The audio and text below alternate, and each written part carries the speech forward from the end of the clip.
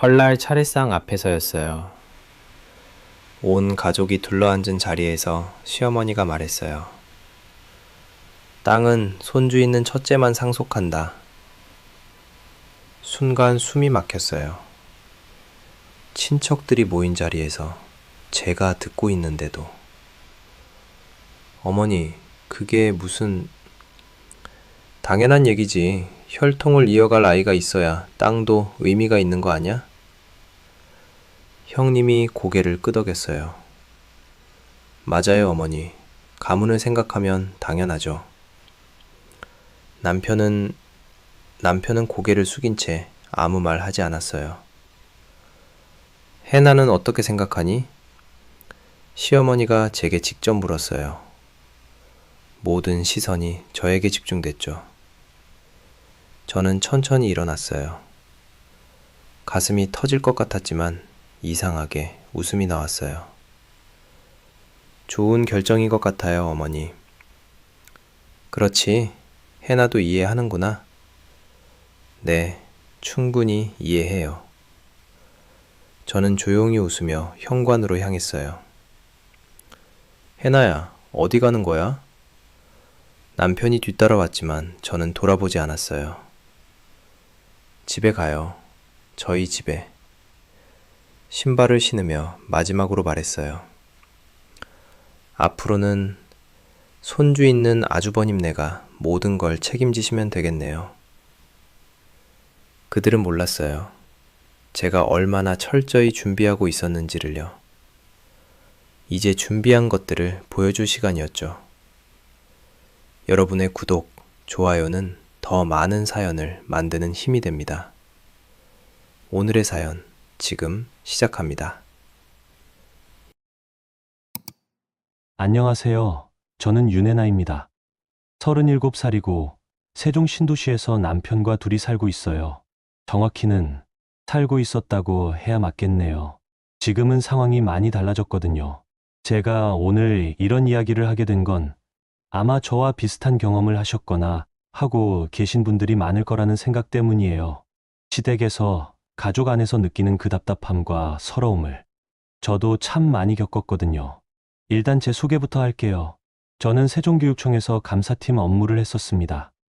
서류 검토하고 기록 추적하고 숨겨진 문제들을 찾아내는 일이 제 전문 분야였어요. 꼼꼼하고 차분한 성격이라 그런 일이 맞았나 봐요. 남편 하준이와는 8년 전에 만났고 결혼한 지는 7년이 됐네요. 남편은 대전에 있는 지역 건설사에서 재무팀장으로 일하고 있어요. 성격이 온화하고 착해서 처음 만났을 때부터 이 사람이다 싶었죠. 물론 지금은 그때와 많이 달라졌지만요. 문제는 시댁이었어요. 시어머니는 교회에서 권사로 활동하세요. 겉으로 보기에는 신앙심 깊고 자상한 어머니 같으셨거든요. 시아버지는 평소엔 말씀이 많지 않은 조용한 분이에요. 아주버님은 시댁에서 하는 작은 회사의 실세이고 형님은 표면적으로는 시어머니께 효성이 지극한 며느리로 통하죠. 결혼 초부터 저는 시댁 일에 많이 관여했어요. 병원 모시고 다니는 것부터 시작해서 각종 서류 정리, 은행 업무까지. 제가 감사팀에서 일했으니까 그런 일들이 익숙하다고 생각하셨나 봐요. 해나야, 내가 그런 일 잘하잖니. 처음엔 며느리로서 당연한 일이라고 생각했어요. 시부모님 모시는 것, 가족 일을 돕는 것. 그런 게 가족이고 며느리의 도리라고 여겼거든요. 그런데 시간이 지나면서 뭔가 이상하다는 걸 느끼기 시작했어요. 제 이름으로 된 서류들이 자꾸 늘어나더라고요. 보증 서류, 보호자 동의서, 각종 위임장들. 처음엔 단순한 업무라고 생각했는데 나중에 보니 그게 아니었어요. 특히 작년부터는 시댁에서 토지 관련 얘기를 자주 하기 시작했어요. 개발 예정지 근처에 땅이 좀 있다는 얘기였죠. 요즘 땅값이 오른다던데 개발 들어오면 보상받을 수 있을 거야. 그런 얘기들을 들을 때마다 왠지 모르게 불안한 기분이 들었어요. 제가 감사팀에서 일하면서 봤던 사건들 때문인지 이런 일들에 조금 더 민감하게 반응하는 편이거든요. 하지만 가족이니까, 혈육이니까 하며 마음을 달랬죠. 설마 가족이 저를 이용할 리야 없겠지. 그렇게 생각했어요. 그런데 올해 설날이 정말 모든 걸 바꿔놓았어요. 설날 아침이었어요. 2024년 2월 10일. 그 날짜를 평생 잊을 수 없을 것 같아요. 시댁 거실에 친척들이 모여 있었어요. 큰아버지, 작은아버지 댁 식구들까지 해서 10명 정도 되었을까요? 분위기는 화기애애했어요. 아이들은 세배하고 어른들은 덕담을 나누고 평범한 명절 풍경이었죠. 저는 새벽부터 일어나서 떡국 끓이고 나물 무치고 전 부치느라 정신없었어요. 형님도 도와주긴 했지만 주로 제가 맡아서 했죠. 막내 며느리니까요. 해나가 음식 솜씨가 좋아서 든든해. 친척 어른들이 칭찬해 주실 때마다 뿌듯했어요. 이런 게 가족이구나, 이런 게 명절이구나 하면서요. 점심을 먹고 나서 다과를 준비하고 있는데 시어머니가 갑자기 목소리를 높이셨어요. 모두 앉으세요. 중요한 얘기가 있어요. 무슨 좋은 소식이라도 있나 싶어서 저도 앉았어요. 시어머니는 평소보다 진지한 표정이셨거든요. 우리 집 땅 얘기인데요. 아, 토지 얘기구나 싶었어요. 요즘 자주 하시던 그 개발 관련 얘기겠지. 그렇게 생각했죠. 이번에 개발 들어오면서 보상도 받고 땅값도 많이 오를 거예요. 그래서 생각해 봤는데 시어머니는 잠시 말을 멈추고 제 얼굴을 보셨어요. 그 시선이 왜 그렇게 차가웠는지 지금 생각해 보니 그때부터 알아챌 수 있었어야 했는데요. 땅은 손주 있는 아들들만 물려줄 생각입니다. 순간 거실이 조용해졌어요. 친척들이 서로 눈치를 보기 시작했죠. 저는 무슨 말인지 이해가 안 됐어요. 아니, 이해하고 싶지 않았을 수도 있고요. 형님이 제일 먼저 반응했어요. 어머니 말씀이 맞아요. 혈통을 이어갈 아이들이 있는 집에 우선해야죠. 아주버님도 고개를 끄덕였어요. 어머니 뜻을 따르겠습니다. 당연한 얘기죠. 그제서야 정확히 무슨 뜻인지 깨달았어요. 저희 부부는 아이가 없거든요. 7년 동안 노력했지만 아직 아이가 생기지 않았어요. 그 사실을 이런 식으로 공개적으로 얘기하시다니. 저는 얼굴이 화끈거렸어요. 창피하고, 억울하고, 분했어요. 하지만 더 충격적인 건 남편의 반응이었어요. 남편은 아무 말 하지 않았어요. 그냥 애써 웃으며 고개만 끄덕거렸어요. 하준아, 내 생각은 어떠냐? 시어머니가 직접 물으니까 남편은 더 당황하는 것 같았어요. 어머니 뜻이니까 그게 맞죠. 그 순간 정말 세상이 무너지는 것 같았어요. 7년 동안 함께 살아온 남편이 제 편에서 한마디 말도 해주지 않다니. 친척들은 어색한 분위기를 눈치채고 이런저런 얘기로 화제를 돌리려고 했지만 저는 더 이상 그 자리에 앉아 있을 수가 없었어요. 저는 조용히 일어났어요. 울고 싶었지만 이상하게 웃음이 나왔어요. 아마 너무 어이없어서 그랬을 거예요. 그럼 이제부터는 손주 있는 가족들이 모든 걸 책임지세요. 제 목소리는 생각보다 차분했어요. 떨리지도 않았고 화난 기색도 없었어요. 그냥 정말 담담하게 말했거든요. 무슨 뜻이야, 해나야? 시어머니가 당황하며 물으셨지만 저는 대답하지 않았어요. 대신 이렇게 말했죠. 7년 동안 병원 모시고 서류 정리하고 각종 일들 다 제가 했잖아요. 이제부터는 그런 일들도 손주 있는 가족들이 하세요. 해나야, 그게 아니고 형님이 말려봤지만 저는 이미 마음을 정했어요. 저는 가족이 아니라고 하셨으니까 가족이 해야 할 일들도 안 하겠어요. 거실이 얼어붙었어요. 친척들은 어떻게 해야 할지 몰라 하고 시어머니는 말문이 막힌 것 같았어요. 저는 그 자리에서 나왔어요. 부엌에서 앞치마를 벗고 가방을 들고 현관으로 향했어요. 해나야, 어디 가는 거야?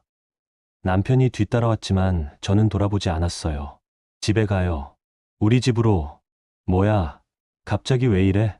어머니도 그런 뜻으로 한 말씀이 아니실 텐데. 남편의 말을 듣고 있으니까 더 화가 났어요. 어떤 뜻으로 한 말씀이라는 거죠? 당신도 찬성했잖아요. 어머니 뜻이 맞다고.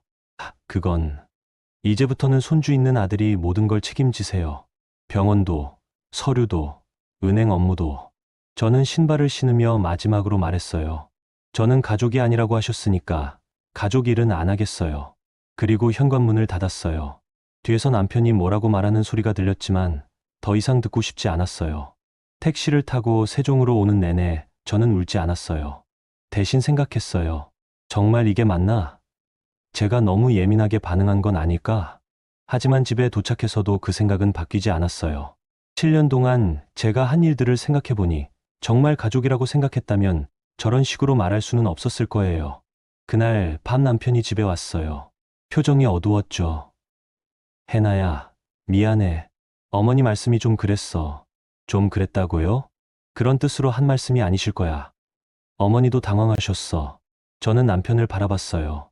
정말 모르는 건지 아니면 모르는 척하는 건지. 당신은 어떻게 생각해요? 뭘? 저를 가족이라고 생각해요? 아니면 손주 못 낳는 며느리라고 생각해요? 남편이 말문이 막혔어요. 그 침묵이 답이었죠. 그날 밤부터 저는 정말로 시댁일에 손을 뗐어요. 병원 가자는 연락이 와도 가지 않았고 서류 정리해달라는 부탁도 거절했어요. 처음엔 며칠 지나면 풀리겠지 생각했어요. 시어머니가 사과라도 하시거나 남편이 제 편에서 말해주거나 그런 일이 있을 거라고 기대했죠. 하지만 2주가 지나도록 아무도 연락하지 않았어요. 오히려 제가 삐졌다는 식으로 얘기하는 것 같았어요. 그런데 정확히 2주 뒤 모든 게 시작됐어요. 2월 25일 일요일이었어요. 평범한 저녁이었죠. 남편은 회사 일 때문에 늦게 들어온다고 했고 저는 혼자 저녁을 먹고 있었어요. 그런데 갑자기 휴대폰이 울렸어요. 모르는 번호였죠. 여보세요? 혹시 윤혜나님이신가요?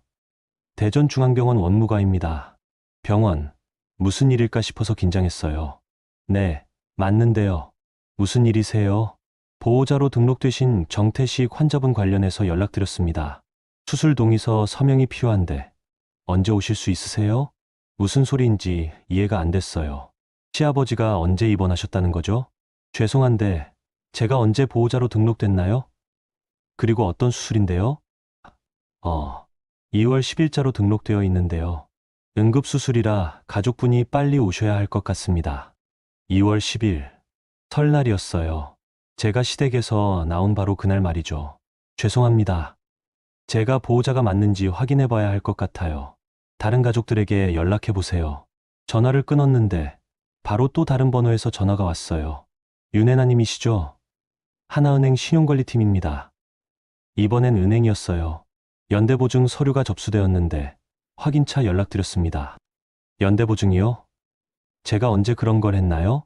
2월 15일자로 접수되었고 보증 금액이 상당하셔서 본인 확인을 위해 2월 15일 설날 다음 주였어요.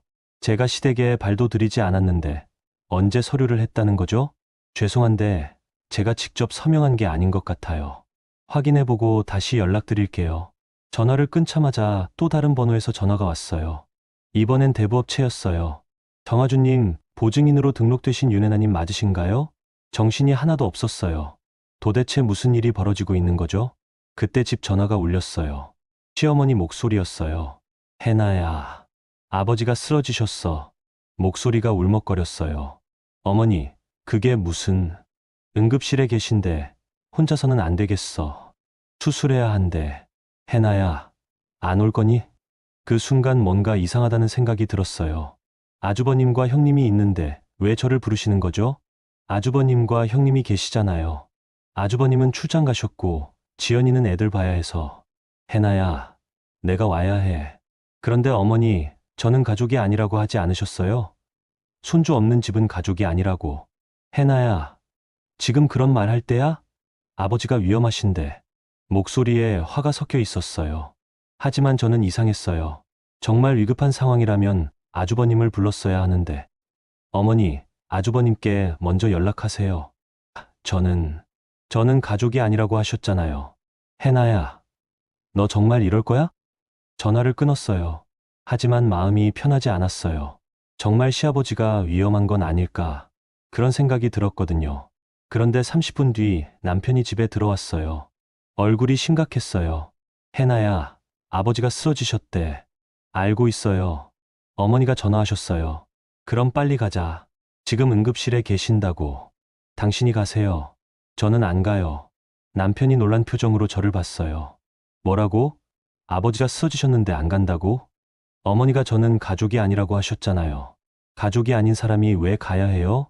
혜나야, 지금 그런 식으로 나올 때야? 당분간만 가자. 당분간만. 그 말이 더 화가 났어요. 당분간만이요? 그럼 일이 끝나면 또 가족이 아니게 되는 거네요. 남편이 말문이 막혔어요. 그때 남편 휴대폰이 울렸어요. 아주버님이었어요. 형님이세요? 네. 아, 그래요? 알겠습니다. 통화를 끝낸 남편의 표정이 더 어두워졌어요. 뭐라고 하셨어요? 형님이 화내세요. 내가 사람이 맞냐고. 아버지 아픈데 왜 안 오냐고. 아주버님이 화를 낸다고요? 평소에는 아무 관심도 없으시더니. 그런데 형님은 왜 안 오세요? 출장이라고 하셨는데. 아버지가 쓰러지셨으면 출장 취소하고 와야 하는 거 아니에요? 그건 중요한 일이라서. 아버지보다 중요한 일이 있나요? 남편이 대답하지 못했어요. 그때 또 전화가 왔어요. 이번엔 형님이었어요. 해나야? 지금 뭐 하는 거야? 목소리가 차갑더라고요. 형님, 안녕하세요. 안녕하긴 뭐가 안녕해. 아버님이 쓰러지셨는데 왜 병원에 안 와? 아주버님이 오시면 되잖아요. 아주버님은 출장 가셨다고. 내가 애들 때문에 못 가니까 내가 와야지. 형님도 못 간다고요? 그럼 누가 가야 하는 거죠? 형님, 저는 어머니가 가족이 아니라고 하셨잖아요.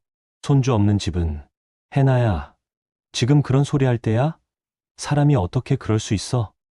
전화를 끊어버렸어요. 정말 화가 났거든요. 가족이 아니라고 해놓고서는 필요할 때만 불러서 쓰려고 하는 거잖아요. 하지만 계속 전화가 왔어요. 병원에서도, 은행에서도, 여러 군데서 모두 제 이름으로 된 서류들 때문이었어요. 그런데 이상한 건 모든 서류의 날짜가 제가 시댁에 가지 않은 날들이었어요.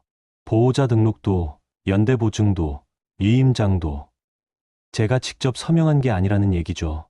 그때 깨달았어요. 이게 단순한 응급 상황이 아니라는 걸 말이에요. 저는 감사팀에서 일했잖아요.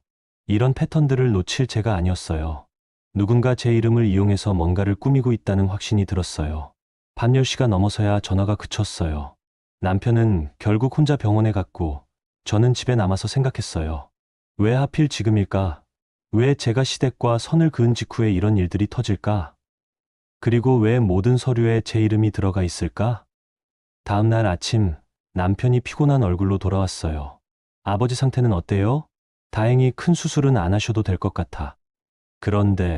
그런데요? 어머니가 많이 화나셨어. 해나가 왜 안 왔냐고. 며느리가 그럴 수 있냐고.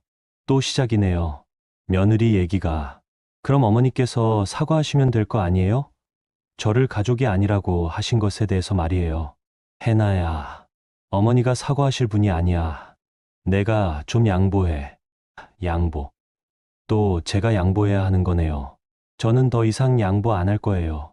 어머니가 잘못하셨으면 사과하셔야죠. 남편이 한숨을 쉬었어요. 그럼 당분간은 내가 병원 다닐게. 너는 쉬어. 당분간. 또 그 말이네요. 하지만 저는 이미 결정했어요. 이번만큼은 끝까지 가보겠다고. 정말 무슨 일이 벌어지고 있는지 알아보겠다고. 그래서 그날 오후 저는 감사팀에서 일할 때 쓰던 방법을 동원했어요. 기록을 추적하는 거예요. 먼저 병원에 전화해서 보호자 등록 날짜와 경위를 확인했어요. 그 다음엔 은행에 가서 연대보증 서류를 확인하려고 했죠. 그런데 은행에서 나온 답변이 정말 충격적이었어요. 서류는 접수되었지만 실제 서명과 대조해보니 약간 의문점이 있습니다. 본인이 직접 오셔서 확인해 주시겠어요? 본인이 직접 오라고요? 그럼 제가 서명한 게 아니라는 뜻이잖아요. 그때부터 확신했어요. 누군가 제 이름을 도용해서 뭔가를 꾸미고 있다는 걸 말이에요. 그리고 그 누군가는 분명히 시댁과 관련이 있을 거라는 생각이 들었어요. 그날 밤 남편이 씻는 동안 저는 남편의 노트북을 확인했어요. 감사팀에서 일할 때 배운 습관이죠. 수상한 게 있으면 반드시 기록이 남아있다는 걸 알고 있었거든요. 남편은 평소에도 컴퓨터 사용법이 서툴러서 파일 정리를 잘 못해요. 그래서 오히려 찾기가 쉬웠죠. 바탕화면에 새 폴더라는 이름으로 된 폴더들이 여러 개 있었어요. 그 중에서 최근에 만들어진 폴더를 열어봤더니 제 예상이 맞았어요. 우회도로라는 이름의 폴더가 있었거든요. 개발 관련 폴더인 것 같았어요. 폴더를 열어보니까 정말 깜짝 놀랐어요. 토지 필지 번호가 적힌 엑셀 파일, 대출 일정표, 그리고 위임장 스캔 파일들이 있었어요. 위임장을 열어보니까 제 이름이 적혀 있었어요. 그런데 서명이 제 서명과 비슷하긴 한데 뭔가 어색했어요. 더 충격적인 건 날짜였어요. 2월 15일, 2월 18일, 2월 20일. 모두 제가 시댁에 가지 않은 날들이었어요. 파일을 더 자세히 보니까 대출 관련 서류도 있었어요. 연대보증일란에 제 이름이 적혀 있고 보증 금액이 정말 큰 돈이었어요. 그때 남편이 욕실에서 나오는 소리가 들렸어요. 저는 급하게 파일들을 캡처해서 제 휴대폰으로 보냈어요. 뭐해? 남편이 뒤에서 물었을 때 저는 일부러 다른 폴더를 열어놨어요. 아무것도 아니에요. 그냥 인터넷 좀 보는데 우리 노트북이 느린 것 같아서. 남편은 의심하지 않는 것 같았어요. 하지만 저는 마음이 복잡했어요. 제 남편이 이런 일에 관련되어 있다는 게 믿어지지 않았거든요. 다음 날 남편이 출근한 후 저는 혼자 앉아서 캡처해둔 파일들을 자세히 분석했어요. 토지 관련 자료를 보니까 시댁에서 가지고 있는 땅이 생각보다 많았어요. 그리고 개발 예정 구역과 맞닿아 있는 위치였죠. 문제는 대출이었어요. 땅을 담보로 한 대출이 여러 건 있었는데 연대 보증인이 모두 저였어요. 그런데 저는 그런 보증을 선 기억이 없었거든요. 더 자세히 보니까 보증을 선 날짜들이 모두 제가 병원에 시부모님을 모시고 간 날들과 일치했어요. 그때 깨달았어요. 제가 병원에서 기다리는 동안 혹은 서류를 정리해달라고 부탁받았을 때 그때마다 제 인감이나 서명을 도용당했다는 걸 말이에요. 정말 화가 났어요. 7년 동안 믿고 따랐는데 저를 이런 식으로 이용하다니. 그런데 더 화가 났던 건 남편이었어요. 이 모든 파일이 남편 컴퓨터에 있다는 건 남편도 알고 있었다는 뜻이잖아요. 저녁에 남편이 돌아왔을 때 저는 바로 물어봤어요. 여보, 우회도로 폴더가 뭐예요? 남편 얼굴이 순간 굳었어요. 뭔 폴더? 컴퓨터에 있던 우회도로 폴더 말이에요. 거기에 제 이름으로 된 위임장들이 들어있던데요. 남편이 말을 못하고 있었어요. 그 모습만 봐도 알 수 있었죠. 정말 알고 있었구나. 여보야, 그건 언제부터였어요? 뭐가? 언제부터 저를 이렇게 이용하려고 계획했어요? 남편이 고개를 떨궜어요. 해나야, 내가 원한 게 아니야. 형님이 시켜서. 역시 아주버님이었어요. 형님이 시켰다고요? 그럼 당신은 아무 생각 없이 따라한 거예요? 그게 아니라 가족 일이니까. 가족 일이요? 저는 가족도 아니라면서 가족 일에 이용은 하겠다는 거예요? 남편이 답답한 표정을 지었어요. 해나야, 너무 복잡하게 생각하지 마. 어차피 우리도 나중에 도움받을 일이고. 도움이요? 제가 연대보증 선 걸 언제 도움받는다는 거예요? 남편이 말문이 막혔어요. 저는 캡처해둔 파일들을 보여줬어요. 이게 뭐예요? 제 이름으로 된 위임장들이 이렇게 많은데 저는 언제 이런 걸 했나요? 그건 그냥 형식상. 형식상이요? 연대보증이 형식상이라고요? 남편이 변명을 못하고 있었어요. 그때 저는 정말 실망했어요. 7년 동안 함께 살았는데 남편이 저를 이렇게 생각하고 있었다니. 당신도 어머니랑 똑같네요. 뭔 소리야? 저를 가족이라고 생각하지 않는 거죠. 그냥 이용할 수 있는 사람 정도로만 생각하는 거고. 해나야, 그런 게 아니야. 그럼 뭐예요? 제가 모르는 사이에 제 이름으로 이런 일들을 하는 게 가족이 하는 짓이에요? 남편이 고개를 들지 못했어요. 저는 더 이상 얘기하고 싶지 않았어요.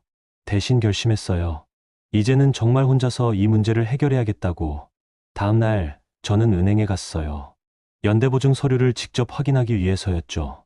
은행 직원이 서류를 보여줬는데 역시나 제 서명이 아니었어요. 비슷하게 흉내는 냈지만 제가 평소에 쓰는 서명과는 달랐어요. 이 서명이 제 것이 아닌 것 같은데요. 그렇다면 서명 대조를 해봐야겠네요. 신분증과 도장 가져오셨나요? 저는 신분증과 도장을 내밀었어요. 직원이 확인해보더니 고개를 끄덕였어요. 확실히 다르네요. 이 경우엔 위조 가능성이 있으니까 조사를 해봐야겠습니다. 조사요? 네. 누가 이 서류를 가져왔는지, 어떤 경위로 접수되었는지 확인해봐야겠어요. 그 말을 듣고 저는 안심이 됐어요. 적어도 은행에서는 제 편에 서줄 것 같았거든요. 하지만 집에 돌아와서 남편과 마주했을 때는 정말 복잡한 심정이었어요. 저녁을 함께 먹으면서도 말이 없었어요. 남편도 미안한 건지 먼저 말을 꺼내지 않았고, 저도 뭐라고 해야 할지 모르겠더라고요. 그때 남편 휴대폰에 전화가 왔어요. 아주버님이었어요. 형님이세요? 네. 그래요? 네, 알겠습니다. 통화를 마친 남편의 얼굴이 어두워졌어요. 뭐라고 하셨어요? 형님이 은행에서 연락 왔다고 하세요. 서류에 문제가 있다고. 역시 아주버님도 알고 있었구나 싶었어요. 그래서요? 내일 같이 은행에 가자고 하세요. 해나도 같이. 저도 가라고요? 네. 문제를 정리하자고. 저는 웃음이 나왔어요.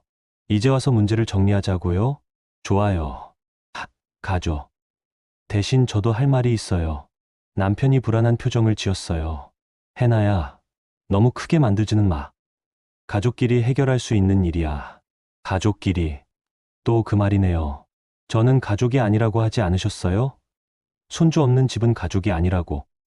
해나야, 내일 은행에서 다 정리합시다. 누가 뭘 잘못했는지, 누가 책임져야 하는지. 그날 밤, 저는 잠이 오지 않았어요.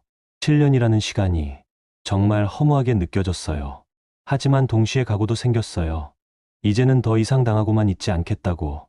제가 가진 능력을 다 써서라도 진실을 밝히겠다고. 감사팀에서 일하면서 배운 게 하나 있다면 증거만 확실하면 누구든 책임을 져야 한다는 거였어요. 그리고 이번에는 제가 증거를 쥐고 있었거든요. 다음 날 아침 남편과 함께 은행에 가기로 했는데 그 전에 더 큰 일이 터졌어요. 남편이 출근 준비를 하는데 휴대폰이 계속 울렸어요. 친척들 번호였죠. 여보, 전화 좀 받아봐요. 남편이 전화를 받더니 얼굴이 점점 어두워졌어요. 네, 알겠습니다. 네, 그렇게 하겠습니다. 무슨 일이에요? 작은아버지세요. 단톡방에서 난리가 났다고. 단톡방이요? 저는 그 단톡방에서 빠져나온 지 오래됐거든요. 무슨 단톡방이요? 친척들 단톡방. 어머니가 사진을 올리셨나 봐요. 남편이 휴대폰을 보여줬어요. 화면에는 시어머니가 병원 침대 앞에서 우시는 사진이 있었어요. 그리고 그 아래에는 해나가 아버지를 버렸습니다. 며느리가 어떻게 이럴 수 있나요? 혼자서 감당할 수가 없어요. 그런 글이 적혀 있었어요. 댓글들도 가관이었어요. 요즘 며느리들은 정말 효도는 뒷전이고 해나가 원래 성격이 그랬나? 저는 어이가 없었어요. 시어머니가 저를 가족이 아니라고 해놓고서는 이제 와서 이런 식으로 몰아가시는 거잖아요. 여보, 이게 뭐예요? 어머니가 많이 화나신 것 같아요. 화나실 일이 뭐가 있어요? 손주 있는 가족들이 책임지라고 하셨잖아요. 남편이 난감한 표정을 지었어요. 그때 제 휴대폰도 울렸어요. 모르는 번호였는데 친척 중 한 분이었어요. 해나야, 너 지금 뭐 하는 거야? 작은 거 모셨어요. 고모님, 안녕하세요. 안녕하긴 뭐가 안녕해. 시아버지가 아픈데 왜 병원에 안 와? 고모님, 사정이 있어서. 무슨 사정이 시아버지보다 중요해? 며느리가 그럴 수 있는 거야? 또 며느리 얘기네요. 고모님, 시어머니가 저는 가족이 아니라고 하셨거든요.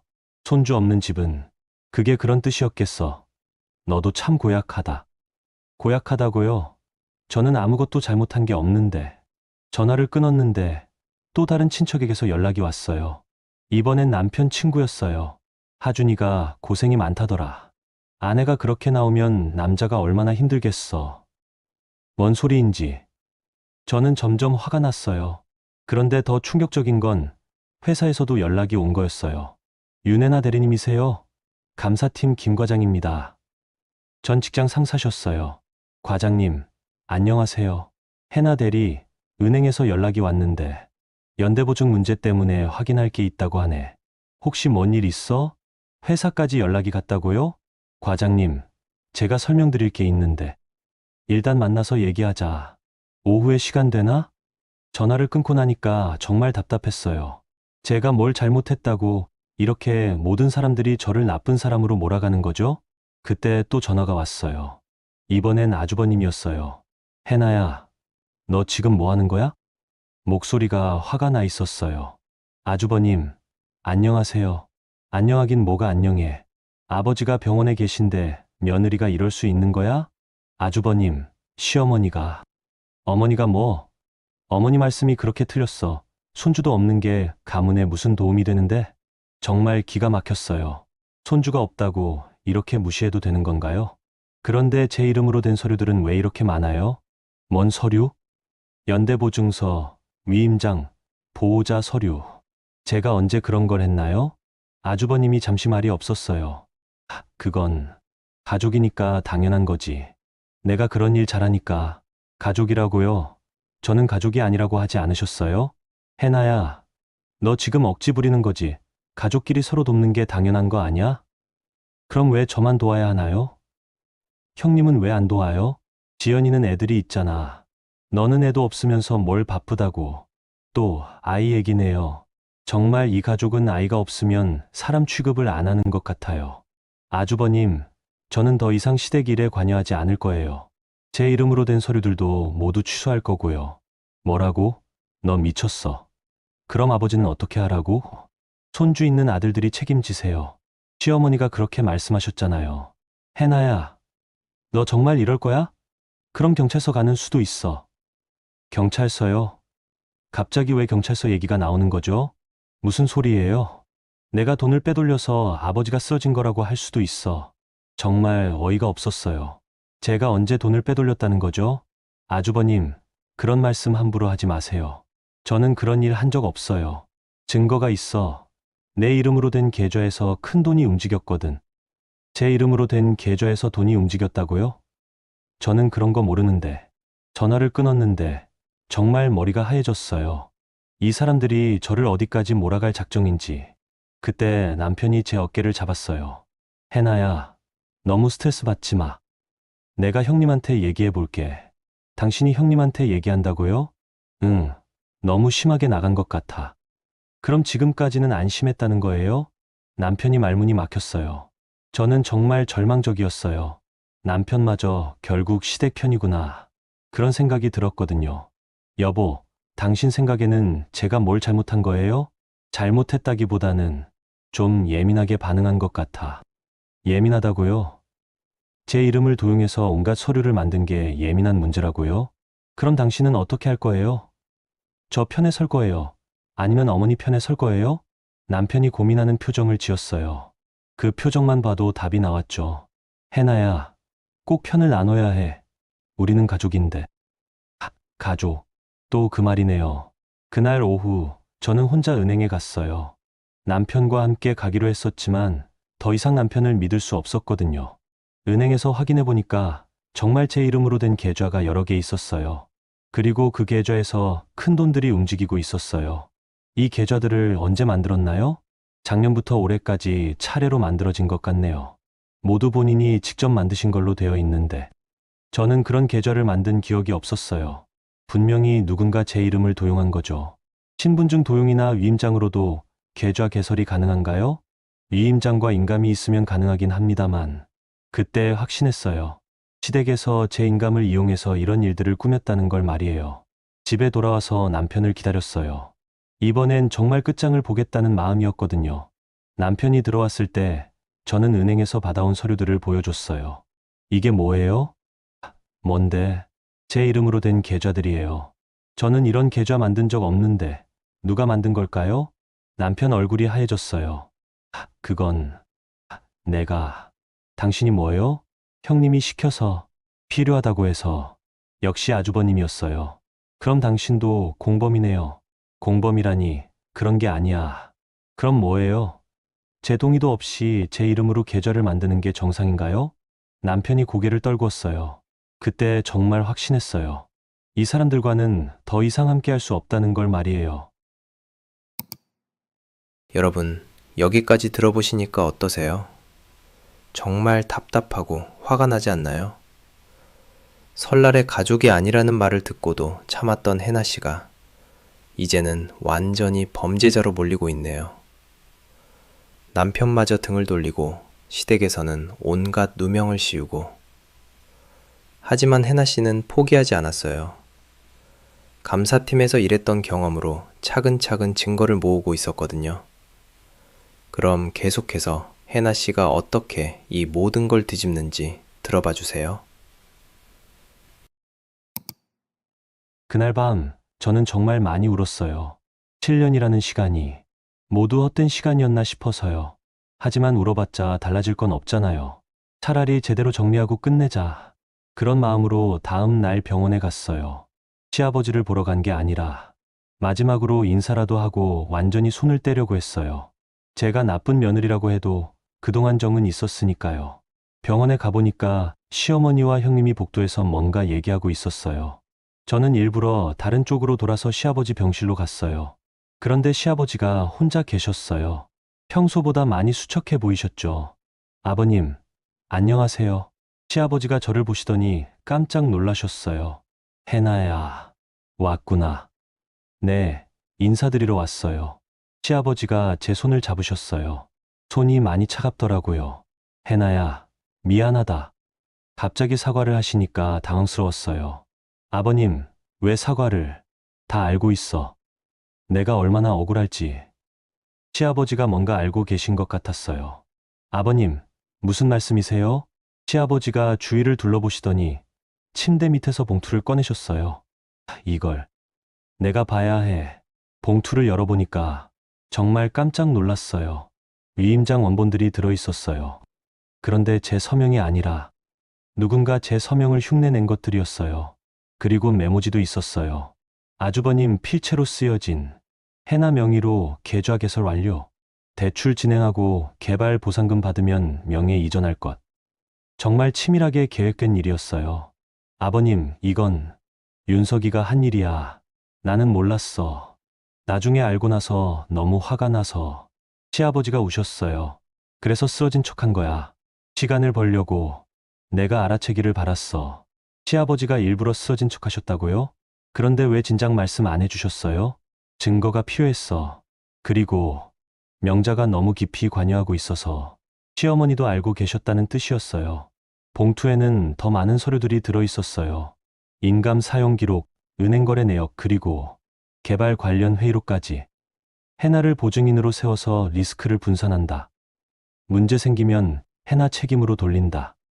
아이 없는 며느리니까 버려도 상관없다. 그런 내용들이 적혀 있었어요. 정말 기가 막혔어요. 저를 완전히 희생양으로 만들 계획이었던 거죠.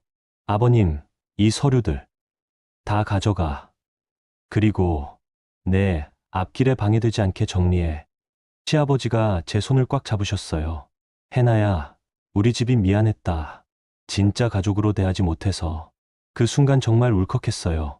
이 모든 일 중에서 시아버지만이 제게 진심으로 사과해 주시는 거였어요. 아버님, 괜찮아요. 이제 정리할 수 있을 것 같아요. 봉투를 들고 병원을 나오는데 복도에서 원무과 직원분을 만났어요.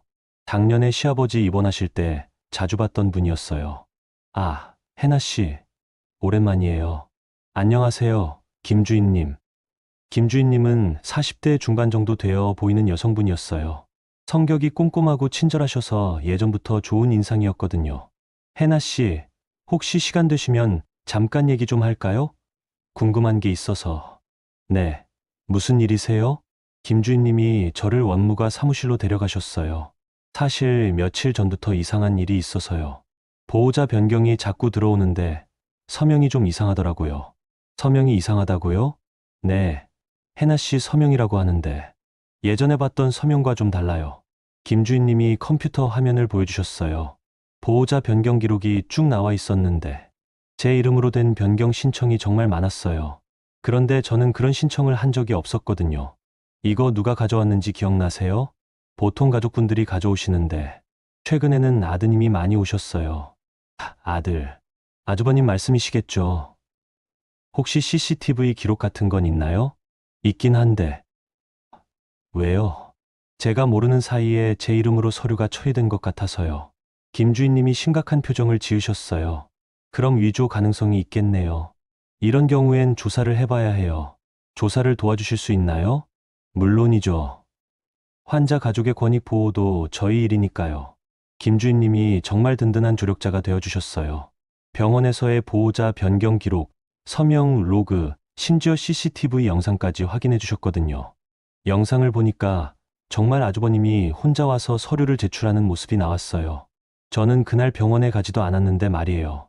이거면 충분한 증거가 될 것 같은데요. 김 주임님이 모든 기록을 복사해서 주셨어요. 해나 씨, 이런 일이 또 있으면 바로 연락 주세요. 제가 도와드릴게요. 정말 고마웠어요. 이 모든 상황에서 제 편에서 도움을 주시는 분이 있다는 게. 집에 돌아와서 시아버지가 주신 자료와 김 주임님이 주신 자료를 함께 정리했어요. 정말 놀라웠어요. 시댁에서 제 이름으로 한 일들이 이렇게나 체계적이었다니. 대출, 계좌 개설, 보호자 등록, 위임자. 모든 것이 치밀하게 계획된 일이었어요.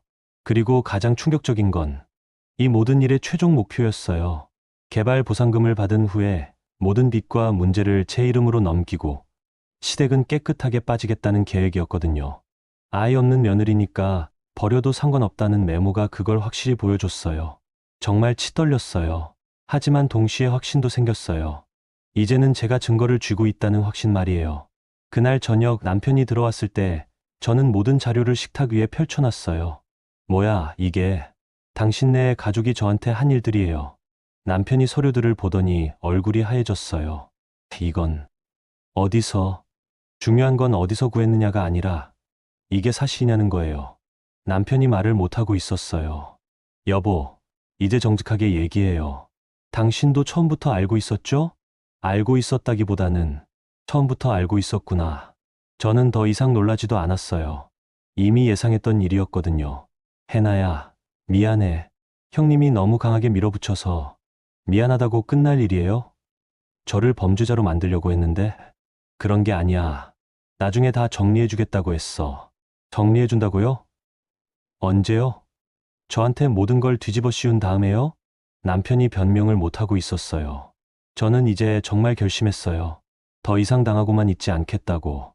여보, 내일 시댁에 가요. 그리고 모든 걸 정리합시다. 해나야, 너무 크게 버리지는 말자. 크게 버린 건 당신들이에요. 저는 그냥 정리할 뿐이에요. 그날 밤, 저는 감사팀에서 일할 때처럼 모든 자료를 체계적으로 정리했어요. 시간 순으로, 사건별로, 증거별로.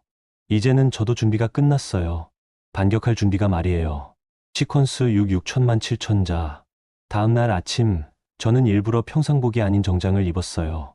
감사팀에서 일할 때 입던 그 정장 말이에요. 마음가짐을 바꾸고 싶었거든요. 더 이상 구박받는 며느리가 아니라 사실을 추적하는 감사관으로 가겠다고 생각했어요. 먼저 은행에 갔어요. 어제 정리한 자료들을 들고요. 이 서류들을 보시면 제 서명이 위조된 것들이 여러 건 있어요. 은행 직원분이 자료를 꼼꼼히 검토해 주셨어요. 확실히 서명이 다르네요. 그리고 이 날짜들. 고객님이 은행에 오지 않은 날들이군요. 네, CCTV 확인도 가능할 거예요. 이 정도면 명확한 위조네요. 법적 조치를 취하시겠어요? 법적 조치. 그 말을 듣고 나니까 정말 실감이 났어요. 이게 단순한 가족 갈등이 아니라 범죄라는 거요. 일단 모든 연대 보증을 취소하고 싶어요. 그리고 제 명의로 된 계좌들도 정리하고 싶고요. 네, 도와드리겠습니다. 피해 신고도 함께 하시는 게 좋을 것 같아요. 은행에서 모든 절차를 진행하는데 3시간 정도 걸렸어요. 그 사이에 시댁에서 연락이 계속 왔지만 받지 않았어요. 이제 다음 단계였어요. 시청에 가서 개발 관련 민원을 넣는 거였죠. 시청 민원실에서 관련 서류를 확인해 보니까 정말 놀라운 사실을 알게 됐어요. 시댁 이름으로 된 토지들이 생각보다 훨씬 많았고 개발 보상금도 상당한 금액이었어요. 그런데 그 모든 서류에 제가 보증인이나 동의자로 들어가 있었던 거예요. 이상하네요. 이 서류들. 접수 날짜가 다 다른데 서명 필적이 조금씩 다른 것 같아요. 담당 공무원분도 이상하다는 표정을 지으시더라고요. 혹시 본인이 직접 서명하지 않은 것들이 있나요? 네, 대부분 제가 모르는 사이에 처리된 것 같아요. 그럼 이것도 조사가 필요하겠네요. 공청회에서 문제 제기를 해보시는 게 어떨까요? 공청회라. 생각해보니까 좋은 방법이었어요. 공개적인 자리에서 문제를 제기하면 더 이상 숨길 수가 없을 테니까요. 언제 공청회가 있나요? 이번 주 금요일에 있어요. 민원인도 의견을 낼 수 있거든요. 완벽한 타이밍이었어요. 민원 접수를 마치고 집에 돌아오는 길에 남편한테서 전화가 왔어요. 해나야, 어디야? 집에 가는 길이에요. 형님이랑 만나자고 하는데. 오늘 저녁에 시간 돼? 아주버님이 만나자고요? 아마 제가 은행에 간 걸 알았나 보네요. 좋아요. 만나죠. 그런데 해나야, 너무 감정적으로 나오지는 마. 가족끼리 해결할 수 있는 문제니까. 또 가족 얘기네요. 정말 그 말만 하면 모든 게 해결된다고 생각하는 것 같아요. 알겠어요. 저도 할 말이 많아요. 그날 저녁 시댁 근처 카페에서 만났어요. 아주버님과 형님, 그리고 남편까지 셋이서 기다리고 있었어요. 제가 들어가니까 분위기가 차가웠어요. 앉아. 아주버님이 짧게 말씀하셨어요.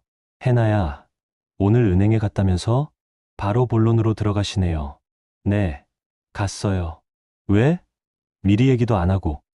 미리 얘기해야 할 이유가 있나요? 제 일인데. 아주버님 얼굴이 굳어졌어요. 내일이라고? 우리 가족 일인데 무슨 내일이야? 또 가족 얘기네요. 그런데 저는 가족이 아니라고 하지 않으셨어요? 손주 없는 집은. 해나야, 그런 말로 따지고 들 거야? 형님이 끼어들었어요. 따지는 게 아니라 사실을 확인하는 거예요. 저는 준비해온 서류들을 꺼냈어요. 이것들이 뭔지 설명해 주세요. 위조된 위임장들, 은행거래 내역, 보호자 변경 기록들. 아주버님과 형님의 얼굴이 점점 굳어졌어요. 이게 뭔데? 제 이름으로 된 서류들이에요. 그런데 저는 이런 걸 한 적이 없거든요. 그건 가족이니까 당연한 거지. 당연한 거라고요? 제 동의 없이 제 이름으로 대출을 받고 계좌를 만들고 보증을 서는 게 당연한 거라고요? 아주버님이 말문이 막혔어요. 그때 형님이 나섰어요. 해나야, 우리가 너를 나쁘게 이용하려는 게 아니야. 나중에 다 정리해 줄 거라고. 언제요? 어떻게요? 개발 보상금 받으면. 그리고 제게는 빚만 남겨두고요. 제가 시아버지한테 받은 메모를 보여줬어요. 아이 없는 며느리니까 버려도 상관없다. 그 문장을 보자마자 형님이 얼굴이 하얘졌어요. 이건 어디서? 중요한 건 어디서 구했느냐가 아니라 이게 사실이냐는 거예요. 아주버님이 화를 내기 시작했어요. 해나야, 너 지금 우리를 범죄자로 몰아가는 거야? 범죄자로 만든 건 아주버님이에요. 저는 그냥 사실을 확인하는 거예요.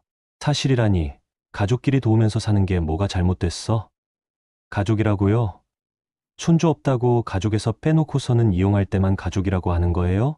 아주버님이 말문이 막혔어요. 그때 남편이 중재하려고 했어요. 해나야, 형님도 나쁜 뜻으로 한 게 아니야. 우리도 나중에 도움받을 일이고. 여보, 당신은 어느 편이에요? 편이라니. 우리는 가족인데 당신도 선택하세요. 제 편에 설 거면 확실히 서시고 아니면 아니라고 하세요. 남편이 고민하는 표정을 지었어요.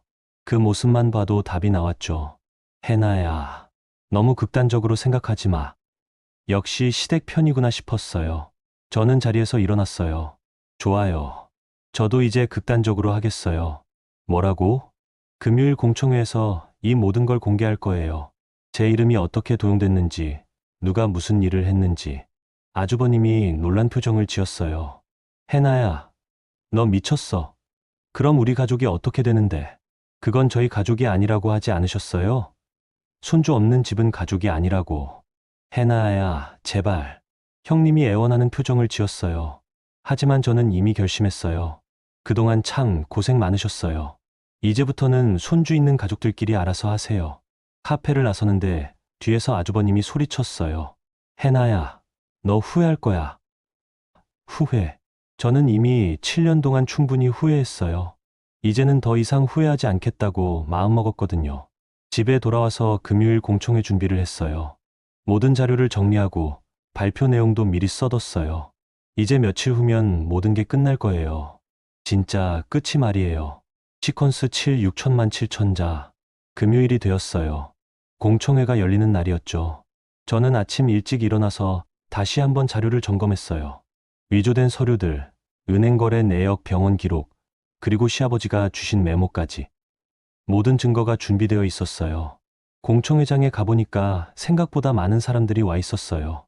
개발 관련 이해관계자들, 지역 주민들, 그리고 시댁 식구들도 보였어요.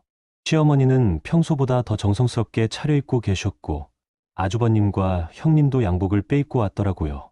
아마 저를 막으려고 온 것 같았어요. 공청회가 시작되고 개발 계획 설명이 먼저 나왔어요. 보상금 규모, 개발 일정 등등. 정말 큰 사업이더라고요. 그리고 드디어 의견 개진 시간이 되었어요. 저는 미리 신청해둔 대로 발언대에 섰어요. 안녕하세요. 저는 이번 개발 사업과 관련해서 심각한 문제를 발견했습니다. 회장안이 조용해졌어요. 시댁 쪽에서는 긴장한 기색이 역력했어요. 제 이름이 제 동의 없이 각종 서류에 도용되었고, 이는 이번 개발 사업과 직결된 문제입니다. 저는 준비해온 자료들을 스크린에 보여주기 시작했어요. 첫 번째로 위조된 위임장들을 보여줬어요. 이 위임장들은 모두 제 이름으로 되어 있지만 제가 서명한 것이 아닙니다. 필적 대조 결과도 이를 뒷받침합니다. 회장 안에서 웅성거리는 소리가 들렸어요. 두 번째로 은행거래 내역을 보여줬어요. 제 이름으로 개설된 계좌들과 대출 내역입니다. 이 모든 것이 제 동의 없이 이루어졌습니다. 시어머니가 안절부절 못하는 모습이 보였어요. 세 번째로 가장 충격적인 자료를 공개했어요. 그리고 이것은 이 모든 일의 배후에 있는 계획을 보여주는 메모입니다. 아이 없는 며느리니까 버려도 상관없다. 그 문장이 스크린에 크게 나타나자 회장 안이 술렁거렸어요. 소위 손주 있는 집만 상속이라는 명분은 사실 명예분산을 위한 수단이었습니다. 저를 이용해서 리스크를 분산하고 문제가 생기면 저에게 책임을 전가할 계획이었죠. 그때 아주버님이 벌떡 일어났어요. 거짓말이야. 그런 계획 따위 없었어. 하지만 저는 더 많은 증거들을 보여줬어요. 병원 보호자 변경 기록, CCTV 영상, 그리고 은행에서 확인한 위조 서명들까지. 모든 증거가 여기 있습니다. 그리고 이 모든 일이 체계적으로 이루어졌다는 것도 확인할 수 있습니다. 시어머니가 갑자기 일어나서 소리쳤어요. 해나야, 너 정말 이럴 거야? 가족을 이렇게 배신할 거야? 가족을 배신한다고요? 어머님, 먼저 배신한 건 누구죠? 저를 가족이 아니라고 하고서는 이용만 한 건 누구죠? 그건 그런 뜻이 아니었어. 그럼 무슨 뜻이었어요? 증거가 다 여기 있는데. 시어머니가 울기 시작했어요.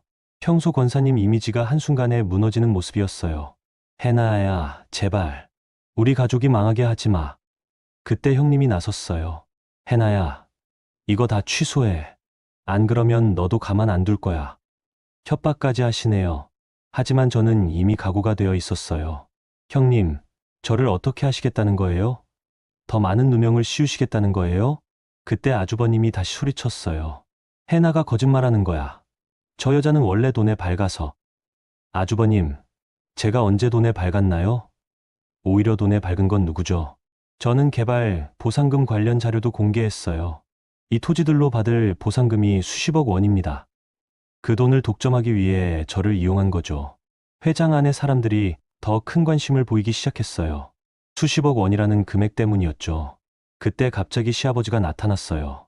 병원복 차림으로 지팡이를 짚고 천천히 걸어오시는 거예요. 아버지.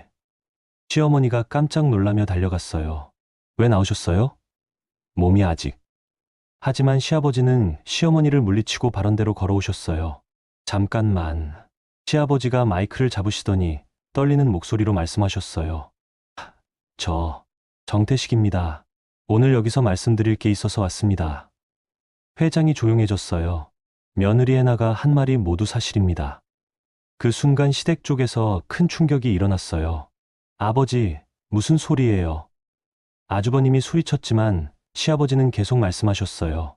윤석이가 해나를 이용해서 모든 걸 꾸민 일입니다. 저는 처음에는 몰랐지만 나중에 알고 나서 너무 화가 나서 견딜 수가 없었어요. 아버님, 형님이 울며 말렸지만 시아버지는 멈추지 않으셨어요. 해나는 7년 동안 우리 가족을 위해 정말 많은 일을 했습니다. 그런데 우리는 그 아이를 가족이라고 생각하지도 않으면서 이용만 했어요. 시어머니가 시아버지를 막으려고 했어요. 여보, 그만해요. 제발. 하지만 시아버지는 끝까지 말씀하셨어요. 저는 이 일에 대해 해나에게 정말 미안합니다. 우리 가족이 잘못했어요. 그 순간 시댁 쪽이 완전히 무너졌어요. 아주버님이 시아버지에게 소리쳤어요. 아버지, 왜 이러세요? 우리 가족을 망치려고 하는 거예요? 망친 건 내가 아니냐? 시아버지가 화를 내시자 아주버님이 말문이 막혔어요. 그때 형님이 갑자기 저에게 달려왔어요. 해나야, 너 때문에 우리가 다 망하잖아. 취소해. 하지만 회장 안에 다른 사람들이 형님을 말렸어요. 저 여자가 피해자인 것 같은데. 가족을 저렇게 이용하다니. 여론이 완전히 바뀌었어요. 그때 시어머니가 제게 와서 무릎을 꿇었어요. 해나야, 제발, 우리를 용서해줘. 어머니가 잘못했어. 하지만 저는 이미 마음을 굳혔어요. 어머님, 늦었어요.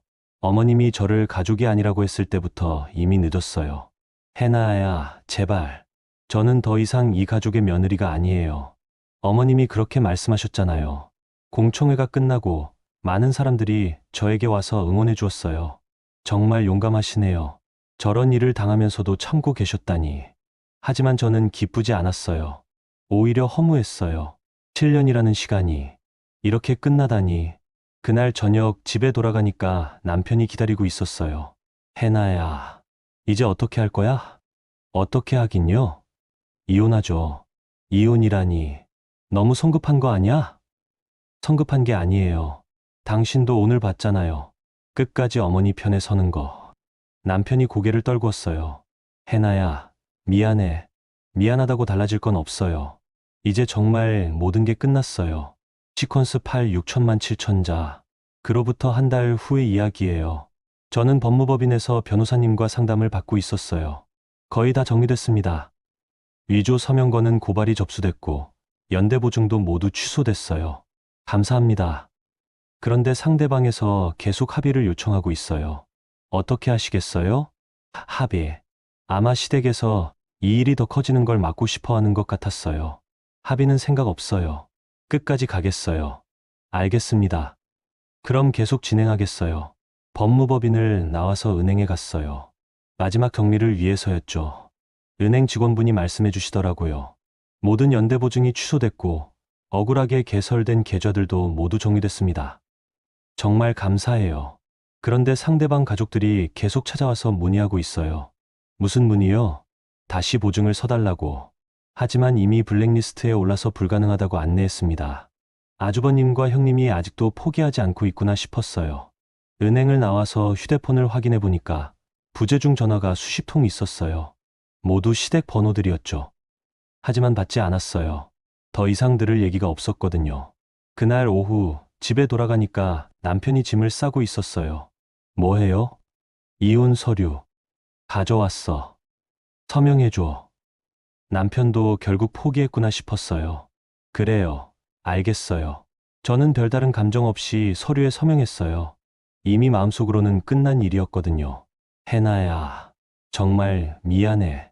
남편이 마지막으로 사과했어요. 괜찮아요. 이제 서로 편해진 거죠. 형님이 너무 화내고 있어. 회사에서도 문제가 되고 아주버님이 회사에서 문제가 됐다는 얘기였어요. 그건 자업자득이에요. 그리고 어머니가 많이 아파하고 계셔. 시어머니가 아파하고 계신다고요? 아프면 병원 가세요. 손주 있는 가족들이 모시면 되죠. 남편이 더 이상 할 말이 없는 것 같았어요. 짐을 다 싸고 나가면서 마지막으로 돌아봤어요. 해나야, 나중에라도 연락할 수 있을까? 생각 없어요. 그렇게 남편이 나간 후 집이 정말 조용해졌어요. 7년 만에 처음 느끼는 고요함이었어요. 며칠 후 시어머니한테서 문자가 왔어요. 해나야, 어머니가 잘못했어. 제발 돌아와. 땅도 내 이름으로 해줄게. 땅을 제 이름으로 해준다고요? 이제 와서요? 저는 답장을 보냈어요. 어머님, 저는 가족이 아니라고 하지 않으셨어요? 손주 없는 집은 가족이 아니라고. 가족이 아닌 사람한테 왜 땅을 주시려고 하세요? 그 이후로는 연락이 오지 않았어요. 한 달 더 지나서 우연히 형님을 길에서 만났어요. 해나야, 형님이 저를 붙잡았어요. 형님, 안녕하세요. 해나야, 우리 정말 끝인 거야? 처음부터 시작된 적이 없어요. 제발, 한 번만 더 기회를 줘. 우리가 다 사과할게. 형님, 사과는 처음에 하는 거예요. 들통난 다음에 하는 건 사과가 아니라 변명이에요. 형님이 눈물을 흘리기 시작했어요. 해나야, 우리 가족이 다 망했어. 아버지는 쓰러지시고, 어머니는 교회에서도 못 나오시고, 윤석이는 회사에서 잘렸어. 모든 게 무너진 것 같았어요. 하지만 그게 당연한 결과라고 생각했어요. 형님, 그건 제가 한 게 아니에요. 형님들이 선택한 결과예요. 해나야, 이제 손주 있는 가족들끼리 알아서 하세요. 그렇게 돌아서는데 형님이 마지막으로 소리쳤어요. 해나야, 너도 혼자 살기 힘들 거야. 혼자 살기 힘들다고요? 저는 돌아보며 웃었어요. 형님, 저는 혼자가 아니에요. 저한테는 제가 있어요. 그로부터 몇 주 후 저는 새로운 일자리를 구했어요. 다시 감사팀 일이었죠. 첫 출근 날 새로운 동료들이 반갑게 맞아주었어요. 해나 씨, 잘 부탁드려요. 네, 열심히 하겠습니다. 점심시간에 동료분이 물어보더라고요. 해나 씨는 결혼 안 하셨어요? 이혼했어요. 아, 그러셨구나. 죄송해요. 괜찮아요. 오히려 더 자유로워진 것 같아요. 정말 그랬어요. 더 이상 시댁 눈치를 볼 필요도 없고 명절 준비에 시달릴 필요도 없었어요. 퇴근 후에는 제가 하고 싶었던 일들을 하기 시작했어요. 요리 클래스도 듣고 영어 공부도 다시 시작하고 그러던 어느 날 서점에서 예쁜 노트를 하나 샀어요. 집에 와서 첫 페이지에 이렇게 썼어요. 나는 내 인생의 보호자다. 그 순간 정말 자유로워진 기분이었어요. 더 이상 누군가의 며느리도 누군가의 방패도 아닌 그냥 유네나로 살아가는 거예요. 가끔 남편이나 시댁에서 연락이 오기도 해요. 하지만 받지 않아요. 더 이상 그럴 필요가 없으니까요. 어젯밤에도 시어머니한테서 문자가 왔어요. 해나야, 아버지가 많이 아프셔. 한 번만 와줘. 하지만 저는 답장하지 않았어요. 손주 있는 가족들이 책임지시면 되거든요. 그 대신 거울을 보며 말했어요. 해나야, 고생 많았어. 이제부터는 내가 내 자신을 지켜. 그리고 오늘도 평범한 하루를 시작했어요. 시댁 걱정 없는, 남편 눈치 볼 필요 없는, 오롯이 제 것인 하루를요. 여러분, 오늘 이야기 어떠셨어요? 해나 씨의 이야기를 들으면서 정말 많은 생각이 들었어요. 7년 동안 헌신했던 며느리가 손주 없다는 이유로 가족에서 배제당하고, 심지어는 이용만 당하다가 버려질 뻔했던 이야기. 참 가슴 아프면서도 한편으로는 시원한 이야기였죠. 처음에는 해나 씨가 너무 냉정한 건 아닌가 싶었는데, 이야기를 들어보니 정말 견디기 힘든 상황이었더라고요. 설날에 공개적으로 모욕당하고 뒤로는 온갖 서류에 이름이 도용되고 정말 치밀하게 계획된 일이었어요. 그런데 해나 씨가 감사팀 출신이라는 게 정말 다행이었던 것 같아요. 일반 사람이었다면 이런 증거들을 찾기도 어려웠을 테고 법적 대응도 힘들었을 거거든요. 무엇보다 인상 깊었던 건 해나 씨가 마지막까지 흔들리지 않았다는 점이에요.